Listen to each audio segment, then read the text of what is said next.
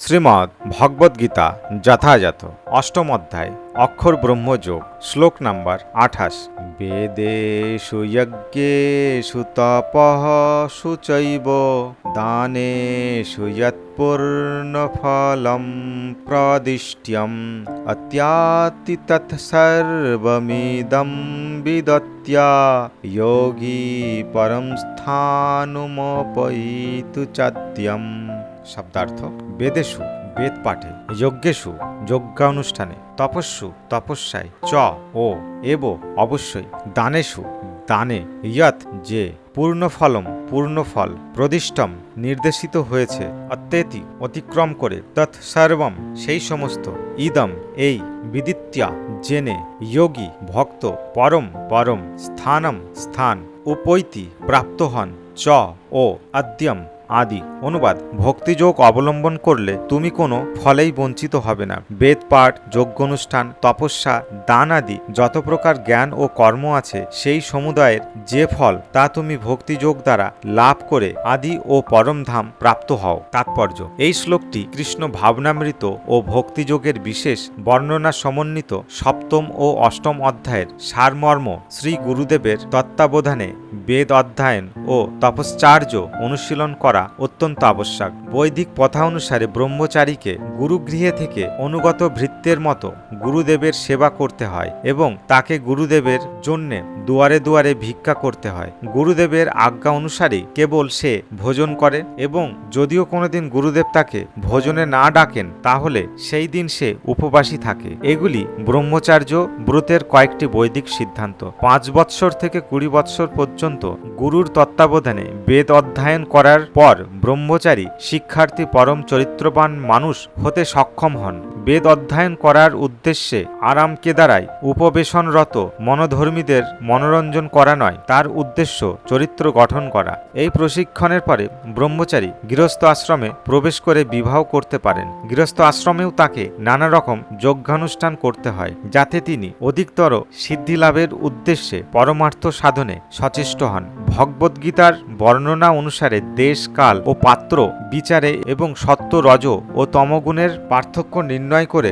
যথোপযুক্তভাবে দান ধ্যান করাও তার অবশ্যই কর্তব্য। তারপর গৃহস্থ আশ্রম থেকে নিবৃত্ত হয়ে বানপ্রস্থ গ্রহণ করে বনবাসী হয়ে বল্লক ধারণ করে ঘোর কর্ম পরিহার করে তাকে নানা রকম তপশ্চার্যর অনুশীলন করতে হয়। এইভাবে ব্রহ্মচার্য, গার্হস্থ, বানপ্রস্থ এবং সবশেষ সন্ন্যাসাশ্রমের বিধিবিধান পালন করে জীবনের পরম ধাম সিদ্ধির স্তরে উন্নীত হতে পারে। তাদের মধ্যে কেউ কেউ স্বর্গলোকে উত্তীর্ণ হন এবং তারপরে আরও উন্নীত সাধন করার পর পরম ব্রহ্মে নির্বিশেষ ব্রহ্মজ্যোতি অথবা বৈকুণ্ঠ লোকে বা কৃষ্ণলোকে পরম মুক্তি লাভ করেন। বৈদিক সাহিত্যে এই পথের দিক নির্দেশন দেওয়া হয়েছে, কিন্তু কৃষ্ণ ভাবনামৃতের সৌন্দর্য এতই অনুপম যে কেবল ভগবানকে ভক্তি করার একটিমাত্র সাধনার মাধ্যমেই এই সমস্ত আশ্রম ও বৈদিক কর্মকাণ্ডের সমস্ত আচার অনুষ্ঠান অতিক্রম করা যায়। ইদম বিদিত্বা শব্দ দুটির দ্বারা বোঝানো হয়েছে যে ভগবদ্গীতার এই অধ্যায় ও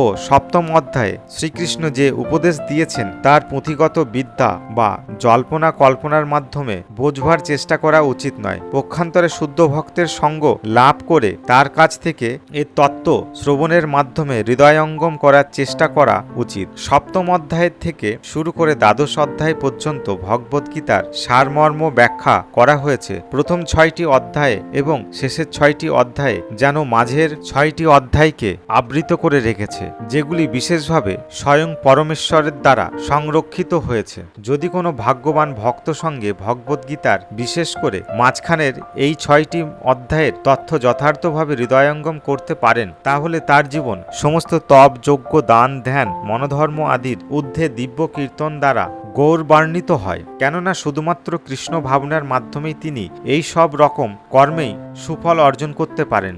ভগবদ্গীতার প্রতি যার কিছুমাত্র বিশ্বাস আছে, তার পক্ষে কোনো ভক্তজনের কাছ থেকেই ভগবদ্গীতার শিক্ষা গ্রহণ করা উচিত। কারণ চতুর্থ অধ্যায়ের প্রারম্ভেই স্পষ্টভাবে বলা হয়েছে যে ভগবদ্গীতার তত্ত্বজ্ঞান কেবল ভক্তজনেই উপলব্ধি করতে পারেন, অন্য কেউ যথার্থভাবে ভগবদ্গীতার উদ্দেশ্য বুঝতে পারেন না। সুতরাং মনোধর্মীদের কাছ থেকে ভগবদ্গীতার ব্যাখ্যা না শুনে কোনো কৃষ্ণ ভক্তের কাছে তা শোনা উচিত। এটিই হচ্ছে শ্রদ্ধার লক্ষণ। কেউ যখন কোনো ভক্তের সন্ধান করতে থাকে এবং অবশেষে ভক্তের সান্নিধ্য লাভ করতে সক্ষম হয়, তখনই তার পক্ষে যথার্থভাবে ভগবদ্গীতার অধ্যয়ন ও উপলব্ধির সার্থক প্রচেষ্টার সূচনা হয়। সাধুসঙ্গের প্রভাবেই ভগবত সেবায় পরিবৃত্তি জন্মায়। এই ভগবত সেবার ফলে শ্রীকৃষ্ণের নাম, রূপ, লীলা, পরিকর আদি হৃদয়ে স্ফুরিত হয় এবং এই সকল বিষয় সমস্ত সংশয় সম্পূর্ণরূপে দূর হয়। এভাবেই সমস্ত সংশয় দূর হলে অধ্যয়নে মনোনিবেশ হয় এবং ভগবদ্গীতা অধ্যয়ন করে আস্বাদন করা যায় এবং কৃষ্ণ ভাবনার প্রতি অনুরাগ ও ভাবের উদয় হয়। আরও উন্নত স্তরে শ্রীকৃষ্ণের প্রতি পূর্ণ প্রেমানুরাগের উদয় হয়। এই পরম সিদ্ধির স্তরে ভক্ত চিদাকাশে অবস্থিত শ্রীকৃষ্ণের ধাম গোলক বৃন্দাবনে প্রবিষ্ট হন, যেখানে তিনি চিন্ময় শাশ্বত আনন্দ লাভ করেন। ইতি পরম তত্ত্ব লাভ বিষয়ক অক্ষর ব্রহ্মযোগ নামক শ্রীমদ্ ভগবদ্গীতার অষ্টম অধ্যায়ের ভক্তি বেদান্ত তাৎপর্য সমাপ্ত।